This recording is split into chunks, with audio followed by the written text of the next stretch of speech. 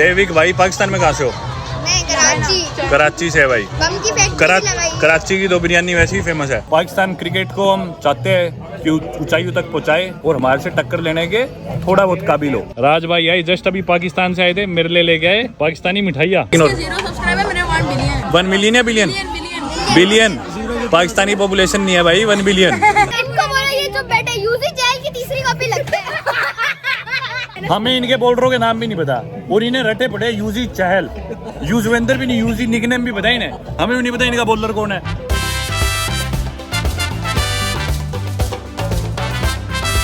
दोस्तों स्वागत है आप सभी का एक नई वीडियो में, एक नई कंट्री से। और हम हैं फिलहाल बेनिन में, which is a country in West Africa bordered by Togo in the west, जिधर से अपन कल आए थे। ईस्ट में इसके है नाइजीरिया, नॉर्थ वेस्ट में इसके बुर्किना फासो और नॉर्थ ईस्ट में इसके निजर। और बेनिन जो कंट्री है ना, अगर आप देखोगे मैप पे तो ये साहेल रीजन के बिल्कुल नीचे आती है। अब साहेल रीजन क्या है? साहेल रीजन बेसिकली एक ट्रांजिशन रीजन है जो कि नॉर्थ अफ्रीका के डेजर्ट्स को सेपरेट करता है अफ्रीका के नीचे वाले सेमी एरिड सवानास को, वो पड़ता है साहेल रीजन। और उसके बिल्कुल नीचे है बेनिन। मैं आ गया मेन रोड पे। इधर से अपने को कोई बाइक लेनी पड़ेगी, लिफ्ट लेके सिम कार्ड लेने जाना है, क्योंकि आज मेरा पहला दिन है, मेरे पास कुछ भी नहीं है यहाँ पे। साउथ में बेनिन के अटलांटिक ओशन पड़ता है और हालांकि कोस्ट लाइन बहुत लंबी नहीं है इस कंट्री की, वैसे ऊंचाई में लंबी है, लेकिन मोस्टली जो भी लोग हैं ना इस कंट्री में वो साउथ की तरफ ही रहते हैं, समुद्र किनारे कोस्ट पे। और इसकी ऑफिशियली कैपिटल तो है पोर्ट नोवो, लेकिन अपन जिधर है वो है कुतनू। और एक्चुअली देखा जाए ना तो मोस्टली एडमिनिस्ट्रेटिव बिल्डिंग्स और चीफ पोर्ट जो इनका वो कुतनू में ही है।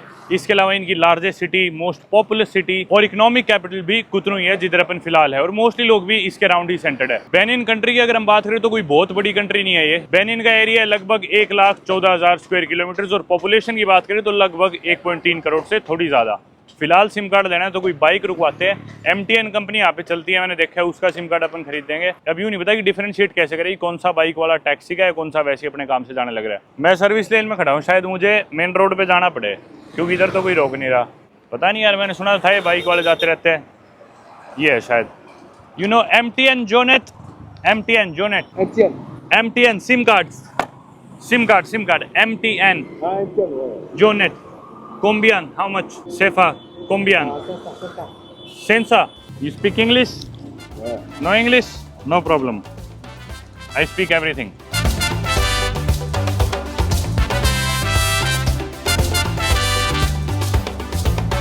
भाई से मैंने पैसे पूछे थे कि कितने लेगा, तो बोला कि सेंसा मतलब कि 500। फिर मैं बोला फिर भी लिख के दिखा दे कितने, कहीं गलत ना हो मिसकम्युनिकेशन। इसने 5,000 लिख दिया। अब इनकी करेंसी है वेस्ट अफ्रीकन फ्रैंक, अपने इंडिया के 1 रुपये में 7.25 फ्रैंक होते हैं, तो 5,000 तो कितने 680 रुपये बने। फिर ये बोला नहीं 500 यानी इंडिया के 70 रुपये। मैंने रास्ता देख लिया था वैसे मैप्स पे, जिधर अपन जाने लग रहे हैं 5-6 मिनट ही दूर है, 2 किलोमीटर का सफ़र है, तो 2 किलोमीटर के 70 रुपये जायज़ है। वैसे तो 10-20 फालतू भी ले रहा होगा तो कोई दिक्कत नहीं है, इतना तो मेरे पास खुले नहीं है, बाकी 5,000 का ही नोट है। एंड में दिक्कत होगी क्योंकि इसके पास भी नहीं मिलेंगे खुले फॉर श्योर।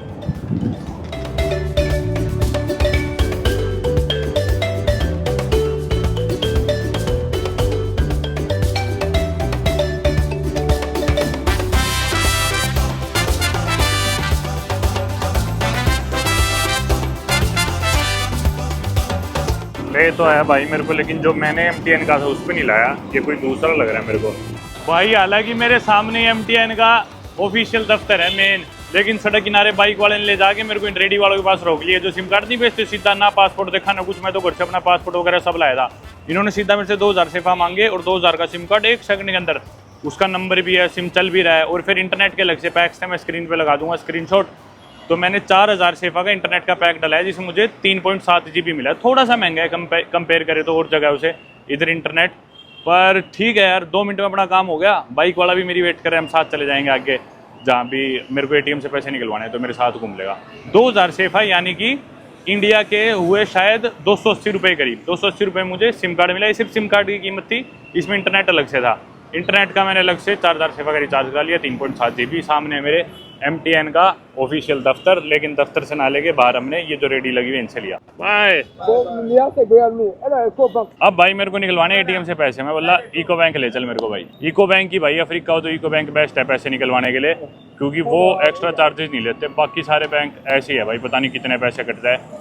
सबसे सेफ ऑप्शन है इको बैंक, उससे निकलवाया करो। अच्छी बात ये थी कि उन भाइयों को थोड़ी सी इंग्लिश आती थी, थोड़ी सी, तो काम चल गया सिम कार्ड लेने में, वरना बहुत परेशानी होती है यार। मैं फ्रेंच का एक शब्द नहीं जानता, एक जानता हूँ बस मर्सी और आमतौर पे फ्रेंच स्पीकिंग कंट्रीज में लोग बिल्कुल भी इंग्लिश नहीं बोलते, बिल्कुल भी। पर ये शायद नाइजीरिया के नज़दीक लगता है ना, इसलिए हो सकता है कि ये बोलते हो थोड़ी बहुत।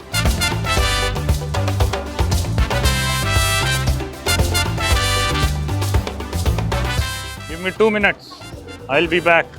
क्या आ गया भाई, इको बैंक अपना कार्ड डाल दिया दोस्तों मैंने अंदर, और जैसा मैंने पहले बताया इनकी करेंसी है वेस्ट अफ्रीकन फ्रैंक। तो अपन निकलवा लेते, 2 लाख निकलवा लेते पहली बारी में बिना किसी हैसल के अपने पैसे निकल गए। बस नोट पुराने दिए यार, सेनेगल में तो नए नोट निकलते थे हमेशा। चलो कोई नहीं, ये है भाई 2 लाख इंडिया के 28-30 हज़ार रुपये होंगे, रखते हैं जेब में।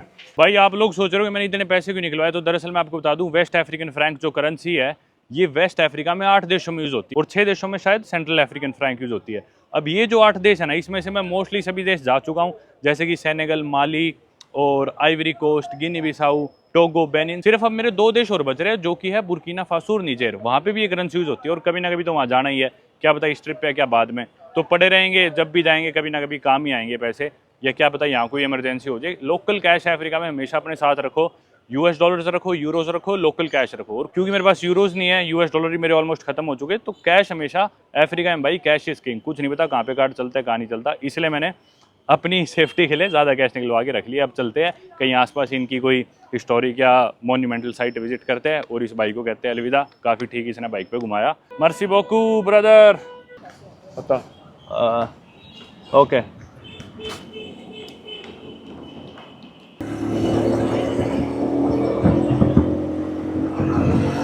भाई यहाँ पे ये चीज़ नोट करी मैंने, गाड़ियाँ ना बहुत ज़्यादा लद के चलती है। पीछे एक गाड़ी थी, उसने आलू की बोरियाँ लाद रखी थी इतनी सारी।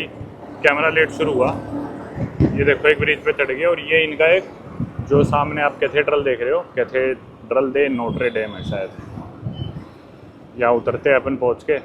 Yes finish brother. ये है भाई कुतनू कैथेड्रल या फिर Notre Dame cathedral of Cotonou, Benin का एक मेरे ख्याल से सबसे पॉपुलर कैथेड्रल यही होगा। काफ़ी पवित्र साइट है कैथोलिक्स के लिए, कैथोलिक चर्च है और शायद ये 1912 में बना था, अर्ली 20th सेंचुरी में। सुंदर है यार। अपन क्योंकि कैथेड्रल के बाहर आ गए, तो मैं ना यहाँ के लोगों रिलीजन के बारे में बात करना चाहूँगा। अपन शुरुआत करें अगर डेमोग्राफिक से या फिर एथनिक ग्रुप से, तो बेनिन में ना काफ़ी एथनिक ग्रुप्स हैं, जिसमें से सबसे ज़्यादा आपको मिलेंगे फ़ोन, उसके बाद आपको अजा लोग, अजा के बाद योरूबा, बारीबा, फुला, या स्क्रीन पे जो सब आप देख पा रहे होगे। फुला अपने को पहले भी काफ़ी वेस्ट अफ्रीकन कंट्रीज में देखने को मिले और फुला यूजुअली बिजनेसमैन होते हैं। अब यहाँ सबसे ज़्यादा जैसे मैंने बताया फ़ोन है, फ़ोन लोग यूजुअली कोस्ट के नज़दीक रहते थे और यही वो लोग थे, क्योंकि ये कोस्ट के नज़दीक थे, इन्हें एज स्लेव्स लेके जाया जाता था नॉर्थ अमेरिकाज में। जैसा कि मैंने आपको घाना में बताया था कि एवे लोग थे या फिर गा दांगबेस थे, उन लोगों को यूजुअली घाना से लेके जाया जाता था। उधर अपन ने फोर्ट भी देखा था केप कोस्ट में, जिधर से स्लेव ट्रेड होता था। तो ये वेस्टर्न अफ्रीका की कोस्ट के नज़दीक ये लोग रहते थे, इन्हें लेके जाते थे North America during the trans Atlantic slave trade. और ये लोग यूजुअली कैरेबियन में जाते थे, फिर नॉर्थ अमेरिका में जाते थे। और जो साउदर्न अफ्रीका की जो कंट्रीज है जैसे कि अंगोला, उनके स्लेव्स को लेके जाया जाता था यूजुअली साउथ अमेरिका की कंट्रीज में, जैसे कि वेनेजुएला या फिर ब्राज़ील। इवन कोलंबिया में भी अपने को कुछ काले लोग देखने को मिले थे। तो वो यही लोग हैं जो इधर से गए थे एज स्लेव्स। जैसे कार्तेहेना जगह है कोलंबिया में, उधर मोस्टली आपको ज़्यादा ब्लैक्स दिखेंगे, मतलब इतने मेस्तीजो या गोरे लोग नहीं दिखेंगे। तो वो यही लोग हैं अफ्रीका से गए हुए पहले एज स्लेव्स। अब थोड़ा रिलीजन के बारे में बात करें तो वुडू या ब्लैक मैजिक जो चीज़ है, मैंने आपको पहले ही बताया था घाना और टोगो की वीडियोस में कि वो यहीं से ओरिजिनेट हुआ था, वेस्टर्न अफ्रीका के इस रीजन से एवे लोगों के द्वारा। तो वुडू रिलीजन ना यहाँ पे बहुत ज़्यादा प्रोमिनेंट है और इस कंट्री को वुडू कोस्ट भी बोला जाता है, फिर वुडू कंट्री बोला जाता है। जी हाँ, वुडू एज ए रिलीजन, यानी कि काला जादू या ब्लैक मैजिक। और यही लोग स्लेव ट्रेड के दौरान जो वुडू था उसे नॉर्थ अमेरिका ले गए थे, जब ये एज स्लेव्स उधर गए थे। बाकी रिलीजन के बारे में अपन अगर बात करें तो मैं बहुत प्रिसाइज डाटा इकट्ठा नहीं कर पाया, लेकिन बेनिन की लगभग 1/5 पॉपुलेशन इस्लाम को फॉलो करती है और वो जनरली बेनिन के नॉर्थ में रहते हैं मुस्लिम्स। क्रिश्चियनिटी आप यहाँ पे एक बहुत बड़ा रिलीजन मान सकते हो, ये कैथेड्रल देख के आप समझ ही गए होगे। और एग्जैक्ट डाटा तो मैं नहीं बता पाऊंगा, लेकिन 30 से 50% के बीच में मानता हूँ इनकी जो पॉपुलेशन है वो क्रिश्चियनिटी को फॉलो करती है। बचे हुए जितने भी लोग हैं वो इंडिजिनस बिलीव्स या ट्रेडिशनल फेथ्स में मानते हैं, जिसमें वुडू भी आ गया, जैसे कि या तो आत्माओं की पूजा करना या फिर अपने पूर्वजों की पूजा करना या फिर काला जादू करना, लिटरली मतलब वुडू प्रैक्टिस करना। और इवन जो क्रिश्चियंस और मुस्लिम्स भी है ना, वो भी ओवरलैप करते हैं वुडू को अपने रिलीजन के साथ। काफ़ी लोग जो इस्लाम फॉलो करते हैं वो वुडू को एज ए रिलीजन भी मानते हैं, और जो क्रिश्चियंस है वो भी वुडू को एज ए रिलीजन कंसिडर करते हैं। और इन बिलीव्स में, प्रैक्टिसेस में इन्वॉल्व रहते हैं। वहीं अगर बात करें कि जो लोग सिर्फ वुडू को फॉलो करते हैं, तो मेरे ख्याल से लगभग 20% पॉपुलेशन वो भी है इस देश में जो इस्लाम या क्रिश्चियनिटी से हटके सिर्फ वुडू में विश्वास रखती है। सड़क के बीचों बीच ये रेलवे ट्रैक क्या कर रहा है मेरे समझ में नहीं आ रहा, और मेरे को यूं भी नहीं पता मैं कहाँ जाने लग रहा हूँ, क्या कर रहा हूँ, बस रैंडमली ऐसे ही सड़कों पे घूम रहा हूँ। ये भाई क्या कर रहा है यहाँ पे? पैसे गिर गए तेरे, सिक्के गिर गए इस भाई के, ध्यान नहीं दिया इसने। योर मनी थाले भाई मेरे को बोला ग्रांड मर्सी, ग्रांड मतलब ग्रैंड, मर्सी मतलब थैंक यू। आमतौर पे ये जो चीज़ है ना, बहुत जगह एक स्कैम भी होती है, आपको यूरोप में काफ़ी दिखेगी ये चीज़, कि कोई ना जाते जाते जान करके अपनी कोई बिलोंगिंग, पैसे या कोई चीज़ गिरा देगा, फिर आप उसे टोकोगे, वो आदमी आके आपके साथ स्कैम करता है, स्कैमर्स आपको लूटने के लिए कि भाई ये तूने चुराया या फिर पैसे दे या कुछ भी। इस तरह के स्कैम्स यूरोप में काफ़ी है, पर ये लड़का तो सुद्धा सा लग रहा था, मेरे को पता था कुछ साल बाद है नहीं, और मैं ध्यान भी रख रहा था माँ कहीं ये ज़्यादा तेज़ ना बढ़े। एक और चीज़ जो मैंने नोटिस करी ना अफ्रीका में, ये लोग ऐसे अपने तो कहते हैं ओए, या फिर आवाज़ मार देते हैं, या फिर बोलते हैं भाई, मतलब किसी को एड्रेस करना, बुलाना हो तो अनजान को, ये ऐसे नहीं करते, ये सड़क पे यूँ करते हैं, मतलब हर आदमी जैसे पता नहीं कुत्ते को बुला रहा हो। मेरे को भी कोई इंसान सामान बेच रहा हो या फिर आपस में भी, अब जैसे उसके सिक्के गिरे, मैं तो बोल रहा था ओए भाई भाई, बाकी औरतें अपन तो सोचते हैं पता नहीं क्या कर रहे हैं, छेड़ रहे हैं क्या। बाकी एक बैंक ये भी है सोसाइटी जनरल, ये बैंक लेकिन पैसे बहुत काटता है इमरजेंसी में, लेकिन ये बैंक काम कर जाता है, क्योंकि मोरिटानिया में जब कोई भी बैंक नहीं चल रहा था, मेरे एटीएम काम नहीं कर रहा था किसी बैंक में, तो सोसाइटी जनरल ये जो बैंक है ये काम कर गया था, बस ये फीस बहुत लेता है। सामने एक आइसक्रीम की दुकान है, कॉर्नेटो इटालियन आइसक्रीम। चलो भाई रोड क्रॉस कर लेते हैं। आइसक्रीम का तो मन नहीं है मेरा इतना खास, मतलब मन है भी नहीं भी है, पर वो साथ में शायद एक ही दुकान है, मैं कॉफे एट कॉर्नेटो गूगल पे जैसा लिखा रहा है, उधर कॉफ़ी पी लेंगे। तो लग तो बढ़िया रही यार, ये अंदर बेकरी सी है, उधर चल के देखते हैं। अंदर एसी चल रहा है मस्त, और ये क्रोसो वगैरह रख रखे हैं भाई, काफ़ी चीज़ें हैं।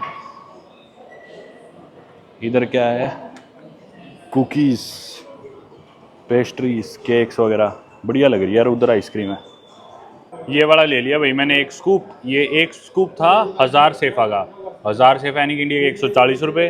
कौन भी साथ में लेना है तो उसके 200 सेफा एक्स्ट्रा थे, तो 1200 थे।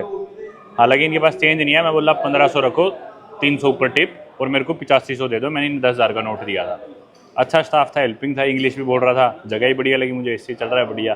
तो ये आइसक्रीम खाते हैं, पैसे भी मेरे को चेंज मिले नहीं, मैं बोला मैं आराम से आइसक्रीम खा रहा हूँ, दे जाना बाद में। उधर आइसक्रीम का सेक्शन था, मैं इसके बराबर वाले में आके इधर बैठ गया। इधर बार और फ्रेश जूस वगैरह सारी चीज़ें हैं। उधर तो अपन ने मेन्यू देखा ही नहीं, सीधा आइसक्रीम देख के ले लिया। ये काफ़ी बड़ा मेन्यू है ना का, ये कॉर्नेटो और ये दोनों मेरे ख्याल पता नहीं साथ में इनकी पार्टनरशिप है जो भी है। थोड़ा आपको रेट्स का आइडिया दे देता हूँ भाई, कर लेना। 7.3 से डिवाइड इंडिया के रुपये आ जाएंगे, 605 से डिवाइड करोगे अमेरिकन डॉलर्स आ जाएंगे। ये रेट है भाई यहाँ के। जैसे सैंडविच है, लेबनीज सैंडविचेज़ वगैरह सही लग रहा है मेन्यू इनका। जैसे 3000 का है तो हो गए इंडिया के 400 रुपये का। ये शौरमा वगैरह और ये सारी चीज़ें, ये स्पैगेटी पास्ता वगैरह भी, ये है इंडिया के 700 रुपये कुछ का। आइसक्रीम तो अपन ने देख ही ली, ये है इनके क्रेप्स वगैरह। अरे भाई और भी चीज़ें थी, आइसक्रीम तो अपन जल्दबाजी में खा ली। थैंक यू भाई। ऑर्डर करने के 8 सेकंड के अंदर तो ले ही आया यार, पता नहीं निकाल ही रखा था क्या। मैंने जूस ऑर्डर कर दिया था, जूस पीने मन कर रहा था थोड़ा, तो मैंने मंगा लिया पाइनएप्पल जूस। कॉफ़ी है भाई, कैपेचिनो देखते हैं 2000 की, 2000 यानी कि इंडिया के 280 रुपये करीब की शायद, हाँ इतनी होगी। वाह यार मेरा मैथ तेज हो गया यहाँ रह के, अफ्रीका रही बात। चलो जो भी है, मतलब ये तो एंडलेस है, इतना बड़ा मेन्यू है। कॉकटेल, अल्कोहल, एंड में दारू, बियर, वाइन, विस्की, टकीला, जिन, सारी चीज़ है भाई। ये सही है भाई, एक ही चीज़ है, breakfast, lunch, dinner, coffee, juice, ice cream, दारू, सेहत भी यहीं बना लो, बिगाड़ भी यहीं लो। आइसक्रीम खा लिया अपन ने और बाहर निकल गए। वक्त हुए शाम के 7:30, ऑलमोस्ट होने वाले हैं 7:20-25 हुए शायद। आप लोग सोच रहे हो कि अभी तक पूरा अंधेरा क्यों नहीं हुआ, क्योंकि पिछली जो कंट्रीज थी, घाना, टोगो, उधर तो इस टाइम तक बिल्कुल अंधेरा हो जाता था, मतलब 6:30 बजे ही हो जाता था। रीज़न ये है कि इसका टाइम ना 1 घंटा आगे है बेनिन का, हालांकि इतना नज़दीक है लोम में से, जो टोगो की कैपिटल है। अपन कितने 2-3 घंटे में वहाँ से आ गए थे, और बॉर्डर यहाँ से मेरे ख्याल 1.5 घंटा होगी टोगो का। यहाँ का जो टाइम जोन है वो है GMT+1, इंडिया का जो है GMT+5.5। तो इंडिया से 4.5 घंटे यहाँ पे पीछे है। अगर इंडिया में दोपहर के 4:30 बजे, तो यहाँ दिन के 12 बजे है वक्त। और क्योंकि 1 घंटे का टाइम जोन का डिफरेंस है, लेकिन जोग्राफिकल डिफरेंस इतना ज़्यादा नहीं है टोगो के साथ, इसलिए यहाँ पे अभी पूरी तरह से अंधेरा नहीं हुआ। बाकी यार आसमान कितना खूबसूरत लग रहा है ना, ये बिल्डिंग्स वगैरह सारी शाम के समय बढ़िया लगता है इधर का आसमान। ये तो चीज़ मैंने कल भी नोटिस करी थी। एनीवे मैंने करा ली टैक्सी, यहाँ पे चलती है एक ही एप्लीकेशन जिसका नाम है गोजेम। उस एप्लीकेशन के लिए आपके पास लोकल बेनिन का नंबर होना चाहिए, जो मैंने ले लिया फाइनली, यहाँ का एक सिम कार्ड। या तो आपके पास बेनिन का हो या टोगो का हो, 3-4 देशों में चलती है वो एप्लीकेशन, बेनिन, टोगो, शायद नाइजीरिया भी, कैमरून। तो अगर आपके पास इनमें से कोई सिम कार्ड है तो आप वो इंस्टॉल कर सकते हो। OTP वगैरह भेजता है वो, वरना बाहर के नंबर नहीं लेता वो, इंडिया का या कहीं का भी नंबर हो। उसी एप्लीकेशन के थ्रू आप खाना मंगा सकते हो, टैक्सी मंगा सकते हो, 3 व्हीलर ऑटो अपनी इंडिया वाली TVS, अतुल वगैरह के यहीं पे आते हैं, वो आपको चलते हुए दिख जाएंगे। बाइक मंगा सकते हो, गाड़ी, मतलब ऊबर ईट्स, स्विगी, ऊबर, ओला, सब कुछ इनका वही है, वही एप्लीकेशन। दोस्तों क्योंकि टैक्सी अभी तक आने ही नहीं लग रही, तो मैंने सोचा थोड़ी सी और बात कर लूँ, क्योंकि ये बैकग्राउंड में ना आसमान मेरे को बहुत ज़बरदस्त लग रहा है। तो मैंने सोचा बेनिन के फ्लैग के बारे में बात कर लेते ही इतने अपन।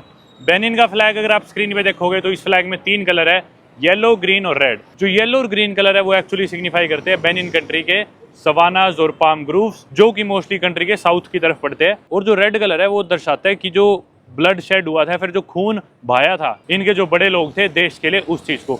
और ये चीज़ आपको बहुत देशों के फ्लैग्स में मिलेगी। लाल रंग आमतौर पे इसी चीज़ को दर्शाता है कि उनके एंसेस्टर्स जो देश के लिए लड़े और खून बहाया। और इंटरेस्टिंगली अगर आप पैन अफ्रीकन मूवमेंट का भी फ्लैग देखोगे तो उसके भी रंग आपको सेम दिखेंगे। तो वही रंग बेसिकली बेनिन के फ्लैग में यूटिलाइज करने का एक मोटिव ये भी था कि जो पैन अफ्रीकन मूवमेंट है वो दर्शाता है strength and unity of African people after colonization, और इनकी जो आइडेंटिटी है उसमें प्राइड लेना। तो इसी तरह इन 2 तरीकों से इस कंट्री के फ्लैग को ब्रेक डाउन करके हम थोड़ा सा और इस कंट्री को और अच्छे से जान पाए। भाई वो गोजेम टैक्सी वाला तो आना ही लग रहा था, 10-15 मिनट खड़ा रहा, मैं इस देश की सारी हिस्ट्री, सिविक्स, ज्योग्राफी के बारे में बात कर ली, अभी भी नहीं आया। तो मैंने बाइक रुकवाई, मैं बोला तू ही छोड़ भाई। आम बेचने आ गई थी एक लेडी मेरे को बाइक पे बैठते ही, वो जो आप देख रहे हो। मैं बोल रहा यार हेलमेट संभल नहीं रहा, आम कहाँ से रखूँगा।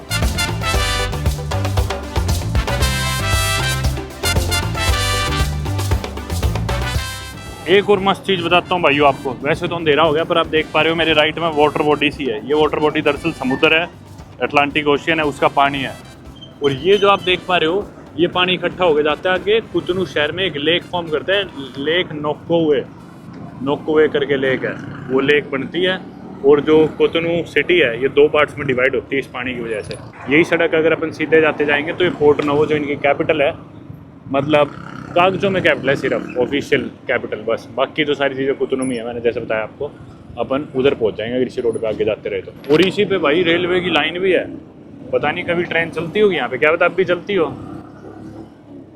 Does train come here, train here come, yes, no, yes, train here, train, yeah, okay, yeah I think this is the gym. अरे भाई जबरदस्त जिम लग रही है तो, ओ भाई कमाल हो गया। Brother helmet and money, thanks are good, okay, 500 good, मर्सी बोकू। मर्सी का मतलब होता है थैंक यू, बोकू का मतलब होता है बहुत ज़्यादा है, प्लेंटी, मतलब थैंक यू सो मच। चाहे ग्रैंड मर्सी बोल लो चाहे मर्सी बोकू बोल लो। बहुत बड़ी जिम है यार बाहर से देखा जाए तो। चलो अंदर चलते हैं इसके।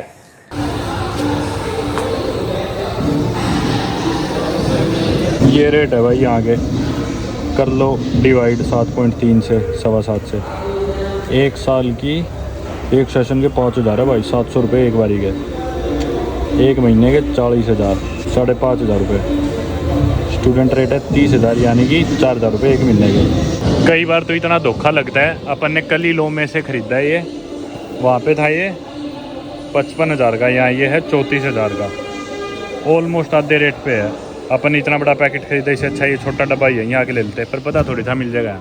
कल जो अपन ने लोमे में टोगो में जो अमेरिकन शॉप पे रेट्स देखे थे, उन सारी चीज़ों से रेट कम है इसके। इसका 30,000 है, कल उधर शायद 35,000 था नाइट्रोटेक का। भाई मैं जिम में आया था 7:30 बजे और उस टाइम जिम एकदम खाली पड़ा था। और अब अगर आप जिम देखो तो जिम में बहुत भीड़ हो रखी है। कारण ये है कि रमज़ान चल रहा है और लेबनीज़ लोग भी काफ़ी है यहाँ पे, जैसे वेस्ट अफ्रीका में बाकी कंट्रीज़ में भी है। तो वो फास्ट करके शाम को अपना फास्ट खोलते होंगे और शाम को आते होंगे। और इस समय देखो, मतलब अब तो थोड़ी सी कम होगी, लेकिन भाई पीक पे थी भीड़, सही बताऊँ, अभी से आधा 1 घंटा पहले। अब थोड़ी सी दोबारा कम होने लगी। बता नहीं सकता आपको, मैंने टी शर्ट निचोड़ी ना, कितना पसीना निकला आज। पूरी टी शर्ट बिल्कुल गिल्ली है पसीने से, निचोड़ के पहरी है। दोबारा निकलते हैं जिम से वापस बाहर। चलो भाई चलते हैं, यहाँ पे मिल गया अपने को इंडियन भाई। भाई नाम क्या था आपका? हितांशु गीतांशु गीतांशु भाई दिल्ली से ही। हितांशु ने हितांशु गीतांशु ही तो बोल रहा है। एच हितांशु, अच्छा हितांशु भाई दिल्ली से ही। और ये भाई है झारखंड से अपने, क्या नाम है भाई? मनीष। मनीष भाई। भाइयों ने देख के पहचान लिया तो आगे बात करी कि भी इंडियन हो। मैं बोला हाँ भाई इंडियन हूँ। तो बात चल पड़ी। भाई यहाँ पे बिजनेस करते हैं एक्सपोर्ट का, तो जिम में ही मिल गए। अब भाई इतने जनरस थे, मेरे को बोले कि भी टैक्सी से कहाँ जाओगे, हम ही छोड़ देंगे आपको। तो भाई चलते हैं। कोई सुपरमार्केट मिल सकती है खुली इस टाइम? अभी नहीं यार दूध लेना था मेरे को, दूध और केले और अंडे। केले मिल जाएंगे, अंडे मिल जाएंगे।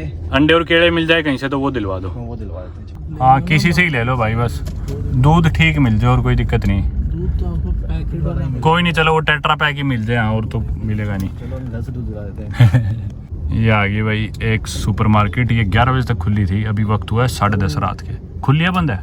खुली है। चलो इस पे मिल जाना चाहिए। 2 ही दिन हो, अंडे तो थोड़े ही ले लो, 10-12 ले लो। ये रे भाई नट्स, इसमें मैं बादाम ढूंढ रहा हूँ। ये 2000 के 2000 के मिक्स है सारे, पर ये फालतू का ढंग है। मूंगफली और पता नहीं क्या फालतू के नट्स डाल रखे हैं। मतलब ये भाई 300 रुपये कुछ के, ये वाले हैं 500 के। बादाम तो इसमें भी थोड़े ही दिख रहे हैं मेरे को।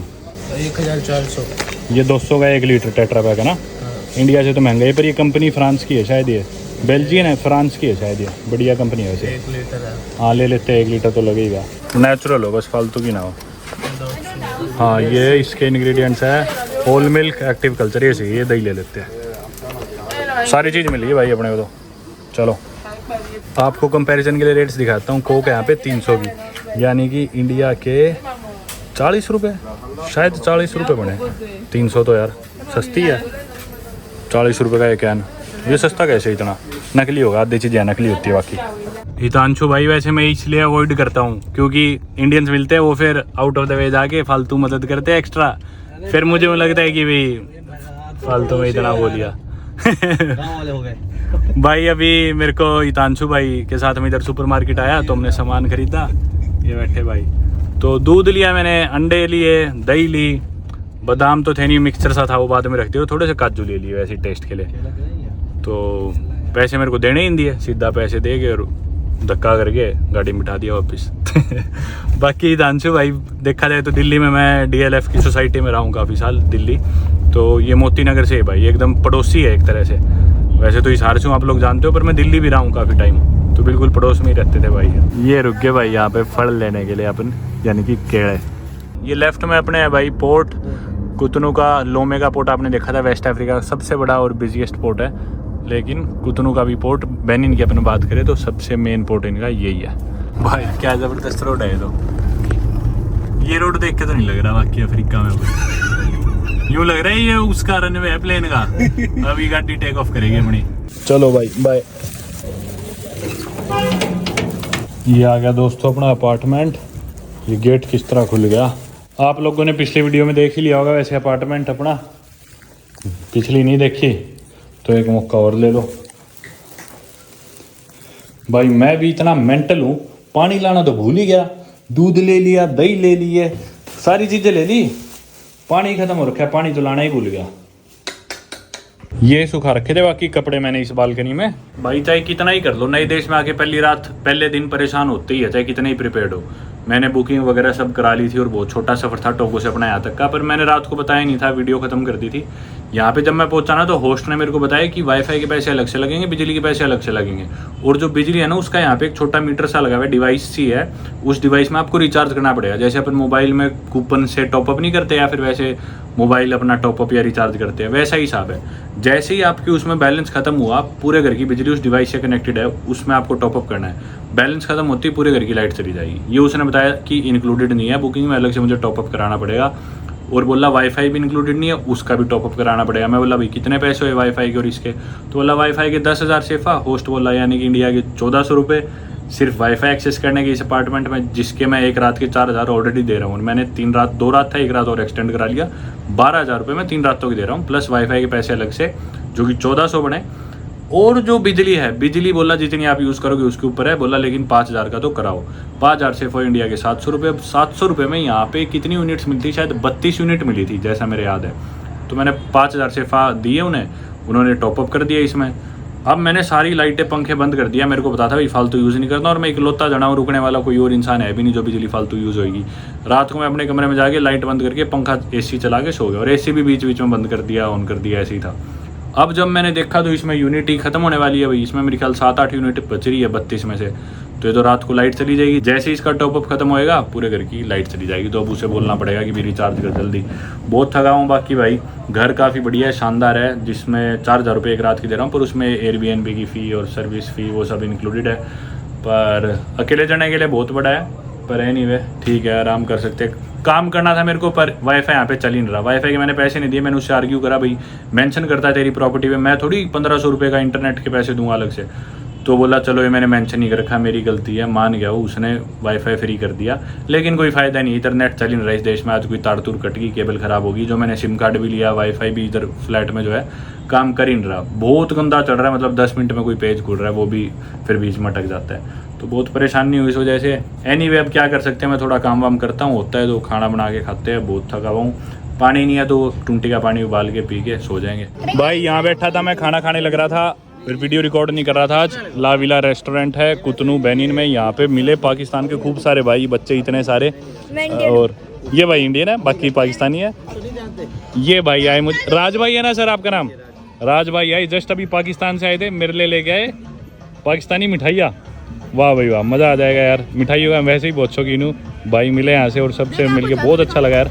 ये भाई है, कहाँ गया वो, यही था ना, ये भाई भी यूट्यूबर है, बहुत मेरे साथ मस्ती कर रहा था, थोड़ी सी क्लिप है मैं डाल दूंगा इसी वीडियो में आगे।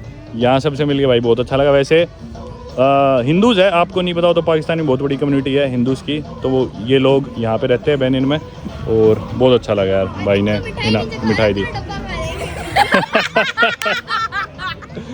भाई हमें खाना मिलता है हमारे देश में, पूरा नहीं खाएंगे।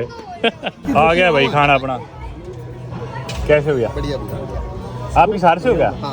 हितांशु भाई और मेरे को ले आए थे आज यहाँ खाना खिलाने के लिए, तो मेरा कोई भी प्लान नहीं था आज रिकॉर्डिंग करने का, क्योंकि काम बहुत ज़्यादा था और ना मैं घर से बाहर निकला था आज, बस जिम गया, जिम से भाई मेरे को ले इधर खाना खिलाने के लिए।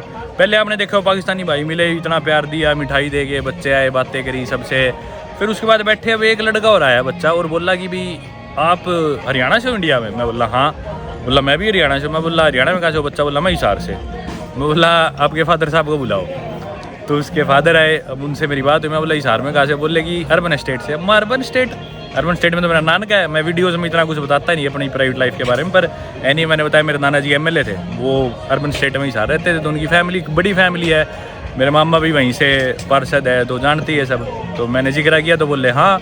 मेरे मामा को, मेरी मामी भी इंस्पेक्टर है एक्साइज में, उनका नाम भी सबको जानते थे, मतलब ऐसी बात चल पड़ी। फिर मैं गाँव कौन सा? बोले नंगथड़ा। मैं कहा हाँ अग्रोहा के पास में।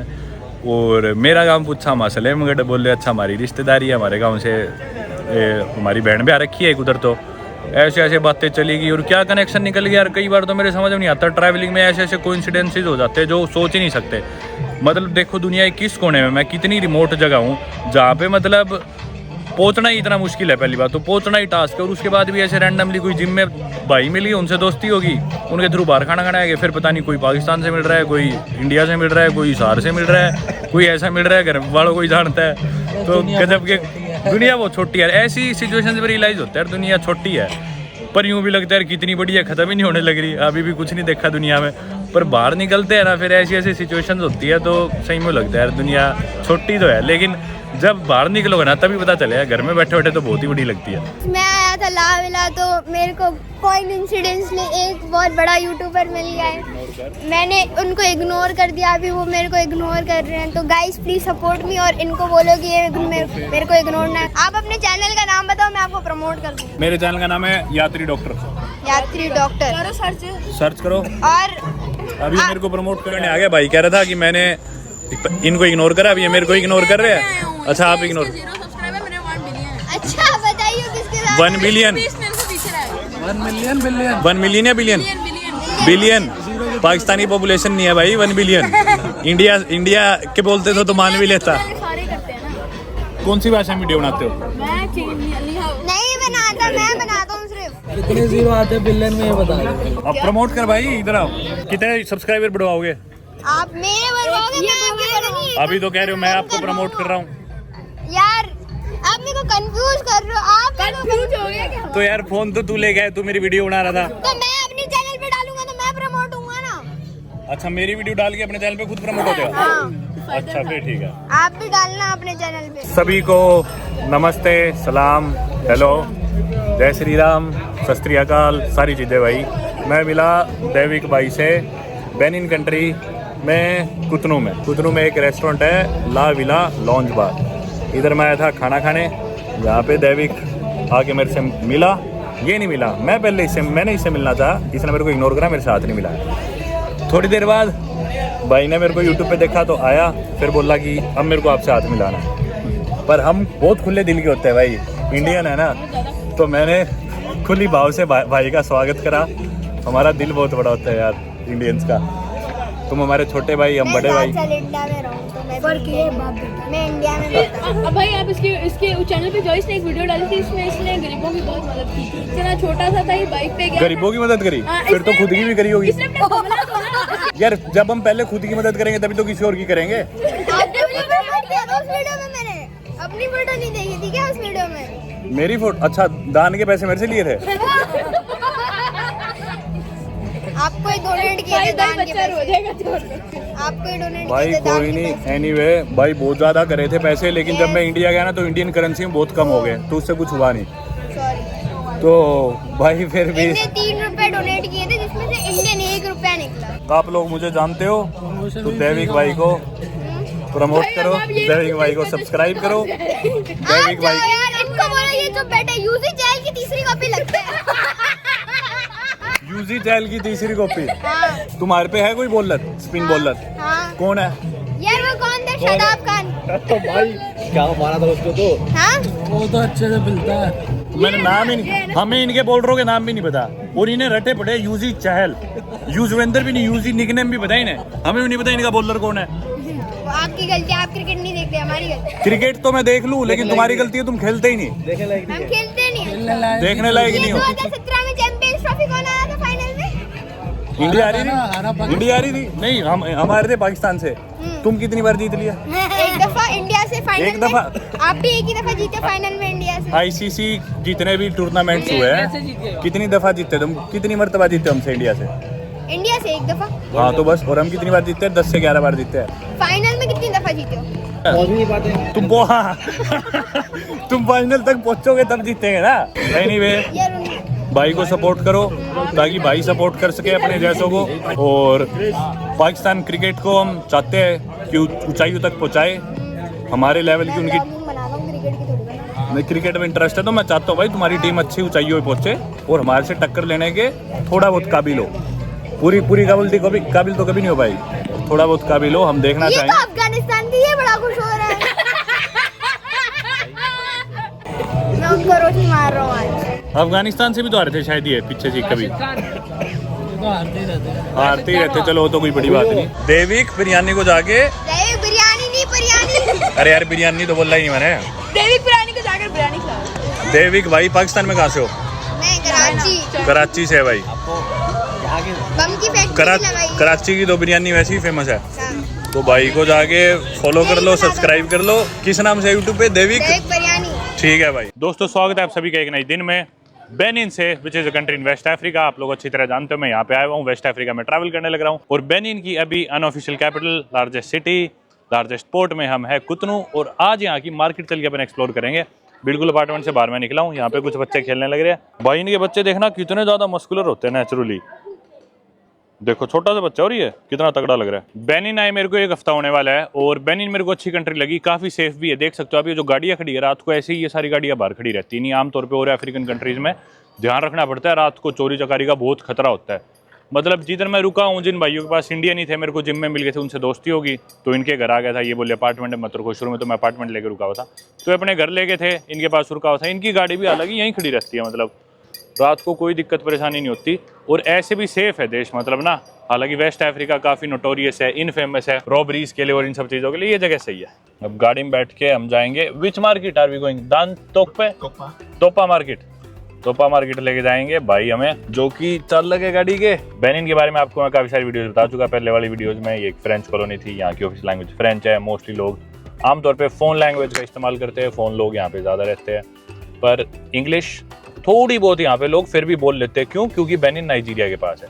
अब बेनिन के साउथ में गल्फ ऑफ गिनी है या फिर अटलांटिक ओशियन है, वेस्ट में इसके टोगो है जिधर से अपन आए थे, नॉर्थ वेस्ट में है बुर्किना फासो, नॉर्थ ईस्ट में है नीजर और ईस्ट में है नाइजीरिया। अब नाइजीरिया में क्योंकि इंग्लिश बोली जाती है इसलिए यहाँ पे फिर भी थोड़ी बहुत लोग समझ लेते हैं, वरना फ्रेंच स्पीकिंग कंट्रीज जितनी भी थी मेरी वेस्ट अफ्रीका की, मेरे को लैंग्वेज की इतनी ज़्यादा दिक्कत आती थी।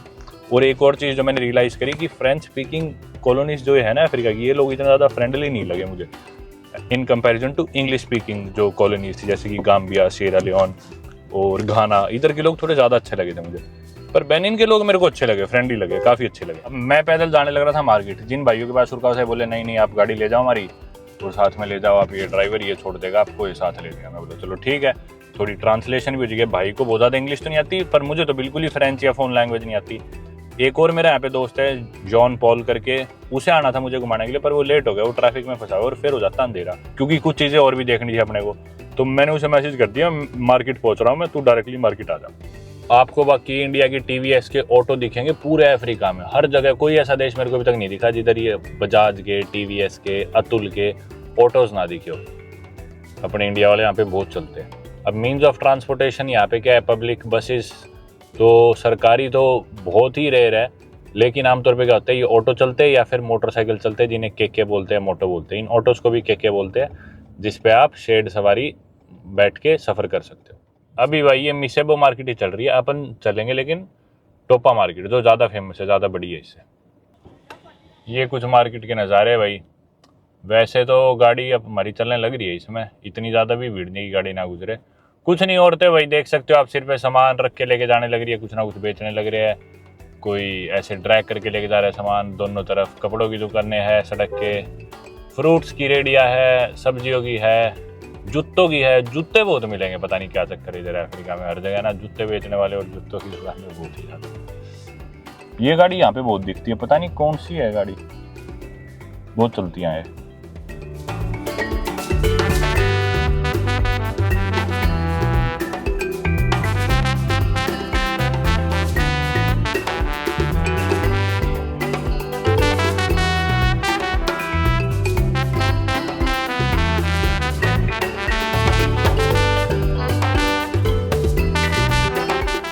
ये अब आप जो देख रहे हो ना, इस ब्रिज के उस पार तो है पोर्टो नोवो, जो कि एक्चुअली इनकी ऑफिशियल कैपिटल है बेनिन की। लेकिन पोर्टो नोवो में कुछ ऐसा खास है नहीं, नाम की कैपिटल है, मोस्टली एडमिनिस्ट्रेटिव बिल्डिंग्स वगैरह सारी चीज़ें कुतनू में ही है। अब वो भी कुतनू ही है, वो पोर्टो नोवो नहीं है, लेकिन उधर आगे जाएंगे ना अपन तो पोर्टो नोवो आ जाएगा। और ये आप देख सकते हो गल्फ ऑफ गिनी या अटलांटिक ओशन से पानी आने लग रहा है। और ये जो लेक है ना, ये पानी जो इसके अंदर आया, ये एक ऐसे फॉर्म होती है कि ये पूरी सराउंड होके नाइजीरिया से भी टच होती है, और इसको बोलते हैं लेक नोक्कोके। ये लेक नोक्कोके जो है ना, ये पूरे वेस्ट अफ्रीका की सबसे बड़ी लेक मानी जाती है, और इतनी बड़ी लेक है कि नाइजीरिया भी जाती है। तो लोग क्या करते हैं, लेक के थ्रू, पानी के थ्रू नाइजीरिया चले जाते हैं। नाइजीरिया में तेल पेट्रोल सस्ता मिलता है, उधर से ला के इधर बेचते हैं महंगा ब्लैक मार्केट में। अब हम मार्केट में आके गाड़ी कर रहे हैं खड़ी। आगे भाई फाइनली डन टोकपा या फिर टोकपा मार्केट। ये मार्केट पूरे वेस्ट अफ्रीका की सबसे बड़ी ओपन एयर मार्केट है। भाई मार्केट में आगे खड़े हुए थे, जॉन पॉल जो मेरा दोस्त है उसका फोन आया कि मैं भी आने लग रहा हूँ, तो उसका इंतजार कर रहे हैं यहाँ पे आगे। अब मेरे को एक दो लोग आगे पूछने लग गया, अकेला है तू? अकेला है। मैं थोड़ा अलग हो गया था वीडियो बनाने, मैं बोला ना मैं मेरे दोस्त के साथ हूँ। फिर जैसे ही चालक था गाड़ी का, ये आया, आज मैं बोल रहा इसे परेशान मत करो। ये बोल रहे नहीं परेशान नहीं कर रहे, हम तो यूँ कर रहे थे, तो बहुत लंबा है, तो बहुत तगड़ा है, ये तो भाई हमारा, परेशान तो नहीं कर रहे थे। खैर दोस्तों, सिर पे ना इनने एक गोल सा स्ट्रक्चर रख रखा है, वो सिर पे रखते हैं, और उसके साइडों में हैंगर टांग रखे हैं, और हैंगरों पे अलग अलग ड्रेसेज रख रखी है, और मुंह के आगे हैंगर नहीं टांग रखे, ताकि मुंह से दिखते रहे, चलते रहे, और चारों तरफ सिर के अलग अलग तरह की ड्रेसेस टांग रखी है। लोग सारे ऐसे घूमने लग रहे हैं, कोई ड्रेस टांग रहा है, कोई पजामे, कोई कुर्ते, अलग अलग। ये देखो इस तरह गोल सा टांग के चारों तरफ इसके हैंगर है, हैंगर में सब चीजें टांग के गोल गोल, मुंह की जगह छोड़ रखी है बस जब घूमना हो तो। ऐसे कपड़े बेच रहे लोग। भाई इसका नीचे गिरा था, इसने पैर से उठा के, लड़की ने पैर से उठा के दोबारा ऊपर फोल्ड करके हैंगर पे टांग दिया। Bro, where were you? Oh, I got stuck in the traffic. There was an accident on the road. There was an accident. Yeah. Let's go. We don't have much time left. भाई मेरा दोस्त कह लो, भाई कह लो, guide कह लो, John Paul आ गया। गाड़ी आई जा रही है भाई बार बार। You have to be very careful because of the The cars. The cars, the bikes on the way. Of course, you know, Yeah. when you come to these places, Yeah. not everybody likes to be filmed. Oh But yeah, that should be fine though. I guess you're used to that. I'm used to that. sometimes, I know. sometimes you still film anyway. I'm used to Yeah, people so- getting angry at me for filming. So all right. yeah, well, we have different kind of people in the Yeah. market. When you come, Yeah, yeah, there yeah. is, of course. Yeah. Let's use this one. There is almost everything here in the market. Okay. You have whatever you want to find, you can find it. Whatever you need to get, you can get it here in the Mutantokpa market. ओ भाई मारते हुए जा रहे हैं तो So Yeah. you have that name given to the market या because you have a lake. तो भाई ये जो आप देखने लग रहे हो दान तोकपा मार्केट, इसका नाम दान तोकपा क्यों पड़ा? दरअसल जैसे मैंने आपको पहले ही बताया, बेनिन जो है वो voodoo coast of the world उसे माना जाता है। वुडू की जो शुरुआत हुई थी या काले जादू की थी वो यहीं से हुई थी, दुनिया के इस रीजन में से ही। बेनिन जो आज के दिन मॉडर्न डे बेनिन है, किसी भी वाटर बॉडी को बोलते हैं तो, इनकी भाषा में तो मतलब कोई भी वाटर बॉडी, लेक, पॉन्ड, कुछ भी। अब क्योंकि यहाँ पे वुडू माना जाता है तो वुडू के प्रीस्ट से इन्होंने कंसल्ट करा कि हमें यहाँ पे मार्केट बनानी है। सांप भी इनके धर्म में बहुत ज्यादा इंपॉर्टेंट है, तो जो वुडू प्रीस्ट था सांप की डिविनिटी वाला, तो उसने कहा कि द नाम से यूज करो। द का मतलब होता है वुडू रिलीजन में या फिर वुडू की मान्यता में वेल्थ और प्रोस्पेरिटी, तो ताकि इधर बिजनेस ग्रो करे, फ्लरिश करे, थ्राइव करे, प्रॉस्पर करे, तो वो नाम आया दा, वहाँ से दा टोकपा। दा टोकपा इस पूरी मार्केट का नाम है। वेस्ट अफ्रीका की सबसे बड़ी मार्केट है, ओपन एयर मार्केट, और यहाँ पे आपको सब चीज़ें मिल सकती है, खाना पीना, कपड़े, सेलो टेप भी, कैची, बादाम, काजू, पानी की बोतलें और धागे, सिलाई मशीन, पेन, मेकअप का सामान, जूते, चप्पल, टूथपेस्ट, टूथब्रश, सारी चीज़ें। हो गए भाई शुरू, लोगों की दिक्कत होगी कि क्यों बना रहे हो, क्यों बना रहे हो। वुडू में जैसा मैंने आपको पहले ही बताया, ये लोग पूर्वजों की पूजा करते हैं या फिर आत्माओं की पूजा करते हैं, सांपों की पूजा करते हैं। इसी तरह की काफ़ी सारी डिविनिटीज़ है वुडू में, वो एक अलग बहुत लंबा टॉपिक है।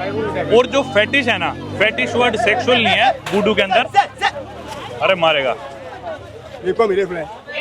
तो जो फेटिश वर्ड है ना, वो वुडू की मतलब स्पिरिचुअलिटी से रिलेटेड है, वो कोई भी सेक्सुअल टर्म नहीं है। तो उसी तरह यहाँ पे फेटिश मार्केट होती है वुडू की। अरे पैर पे ही चढ़ा दी, देख लो भाई, पैर के ऊपर से ही ले गया। तू भी चढ़ा ले, आजा। Yeah, miss. यहाँ पे भाई लोगों के लिए रेड लाइट लगानी पड़ेगी, इतनी भीड़ है। जैसा मैंने आपको बताया, बेनिन सराउंडेड है कुछ और नेशनैलिटी से, बुर्किना फासो, निजर, नाइजीरिया, टोगो, तो उन सब देशों के लोग भी यहाँ पे आके धंधा करते हैं, चीज़ें बेचते हैं या खरीदते हैं। और ये जो लेक है नोके जो लेक है, ये नाइजीरिया तक जाती है, जैसे मैंने आपको बताया। तो नाइजीरिया से तो काफ़ी एक्सेसिबल है इधर पहुँचना। लेक में अपनी किश्ती लेके लोग तैर के यहाँ पहुँच जाते हैं। Okay. साबुन, हेयर क्लिप, बाइबल भी मिल रही है भाई। John Paul, this is yam. Yeah, Yam. that's yam. याम है, जैसे अपने शकरकंदी होती है भाई, एक रूट वेजिटेबल है इनकी। तो ये कार्बोहाइड्रेट का सोर्स है। अपन जैसे रोटी खाते हैं, चावल खाते हैं, इधर खाते हैं फूफू। अफ्रीका में फूफू बनता है याम को पीट के। याम क्या, इनकी रूट वेजिटेबल है, जैसे शकरकंदी होती है। कुछ लोग याम से बनाते हैं, कुछ लोग बनाते हैं कसावा से, कसावा भी सिमिलर चीज है। कुछ लोग बनाते हैं उस केड़े से, प्लांटेन से।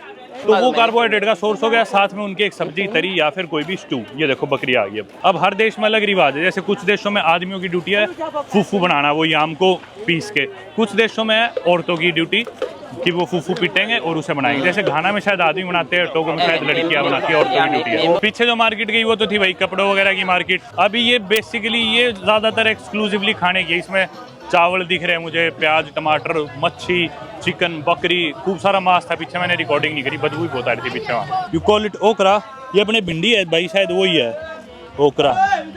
अब भाई मेरे को बोला ओकरा, मैं बोला ओकरा यार याद नहीं आ रहा क्या होता है, क्या होता है, मेरे समझ में नहीं आ रहा। फिर बोला ये होता है, मैं तो यार भिंडी है, लेडी फिंगर है। ऐसी बहुत सी चीज़ें हैं जो ब्रिटिश इंग्लिश में अलग है, अमेरिकन इंग्लिश में अलग है। अब जैसे अपने कोरिएंडर बोलते हैं धनिये को ब्रिटिश इंग्लिश में, अमेरिकन में उसे सिलांत्रो बोलते हैं, जो कि स्पेनिश वर्ड है वैसे तो एक। Biscuit, cookie, pants, trousers, boot, trunk, cart, trolley, ऐसे पता नहीं, डाइपर्स, नैपीज, कई सारे वर्ड्स है। कैप्सिकम, शिमला मिर्च, कैप्सिकम को पेपर बोलते हैं, बेल पेपर अमेरिका में, अपन कैप्सिकम बोलते हैं। तो बहुत बार मेरे साथ ऐसे होता है कि स्पेशली अमेरिकन के साथ कि मेरे को उनकी बात नहीं समझ आती है। अब तो खैर आदत होगी, शुरू में बहुत होता था। अब मेरे को ये ओकरा नहीं पता था, लेकिन मेरे को ध्यान था कि भी कुछ ना कुछ होता है, पर याद ही नहीं आया। This is gas, right? That's oil. Oil, No, this is cooking not. Oil. This one is not gas. It's It's oil. not gasoline, it's for cooking oil. Yeah. Okay, क्योंकि पेट्रोल भी लाते हैं लोग नाइजीरिया से, मुझे लगा कहीं gasoline तो नहीं है, पर कुकिंग ऑयल था ये। तो भाई पीछे ये आम जो थे ना, उसकी इतनी सारी वो थी, बड़ा ढेर सा था भी। So this one is It's the same one though. This is made from cow milk this चीज। Yeah, cow milk. ओके, ये हम तो आगे चल रहे थे पर ये लेडी बोली ये है श्रिम्प, बोली कि इसकी फोटो लेनी हो तो ले लो, खुद ही बोली। चलो भाई देख लो ये श्रिम्प्स ऐसे बेचते हैं। आर दीज रॉ और आर दीज स्मोक्ड और what? Misa. These are raw or smoked? No cambio assim. Não é ya, nha disso. Ah, mama, me mandou me bu. How much did you buy this for? 500. 500 रुपए की ये shrimps है, यानी कि India के हो गए 70 रुपए।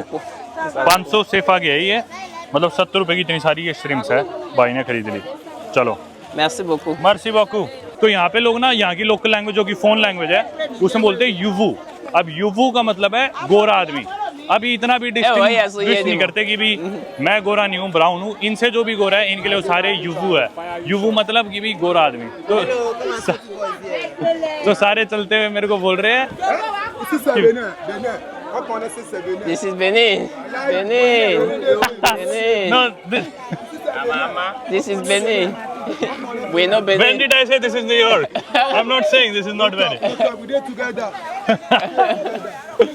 तो भाई सारे युवू। अरे भाई मैं तुम जैसा ही तो हूँ। मार्केट से भाई अब हम निकल गए बाहर की तरफ। ये मार्केट तो भाई इतनी बड़ी है, खत्म ही नहीं होगी, कभी घूमते रहो। बहुत ज्यादा बड़ी है ओपन एयर मार्केट। तो यहाँ से निकलते हैं एक बार। I think this is our car, right?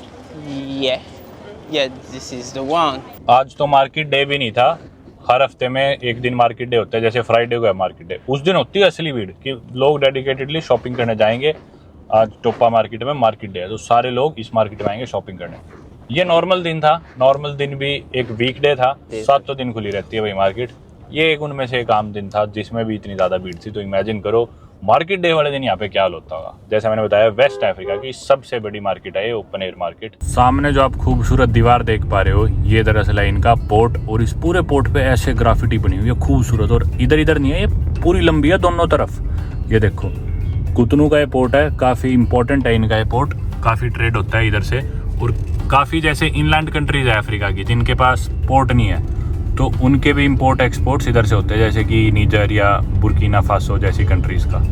ये देखो आप, और ये रोड देख के आप मान सकते हो कि अभी अपन अफ्रीका में, वेस्ट अफ्रीका में। देखना यार कितनी खुली रोड है, कितनी लेन है, 1 2 3 4 5 6 7 8 लेन की रोड है बिल्कुल। देखना कितनी चिकनी है, एकदम स्मूथ। इसी रोड पे बाकी आगे जाके इनका नाइट क्लब है और कैफेज है, रेस्टोरेंट्स है, बार है, वो सब मेन चीज़ें इस रोड से ज़्यादा दूर नहीं है। फिदरोसे बीच है काफ़ी पॉपुलर, वो भी इधर है। एक बहुत बड़ी सुपर मार्केट है येरेवान मार्केट, वो भी इधर से नज़दीक ही है। येरेवान जो कि अर्मेनिया कैपिटल। और वो मेरे लेफ्ट में आप एक स्ट्रक्चर देख पा रहे होंगे, ये स्टैचू, इसे बोला जाता है अमेजोन स्टैचू। और चल के अपन ये स्टैचू देखते हैं। आज ये स्टैचू खाली पड़ा है बेनिन में, क्योंकि मेरे को काफ़ी दिन हो गए। तो वीकेंड पे देखोगे ना इधर इतनी भीड़ होती है यार, इस टाइम इतनी भीड़ होती है, कमाल की बात है। आज तो खाली पड़ा है। ये जो भाई पीछे आप देख रहे हो ना, ये एक अमेजोन वॉरियर का स्टैचू है। अब अमेजोन वॉरियर क्या है मैंने आपको पहले बताया। इधर ना दरअसल दाहोमे किंगडम एग्जिस्ट करता था जो मॉडर्न डे बेनिन है।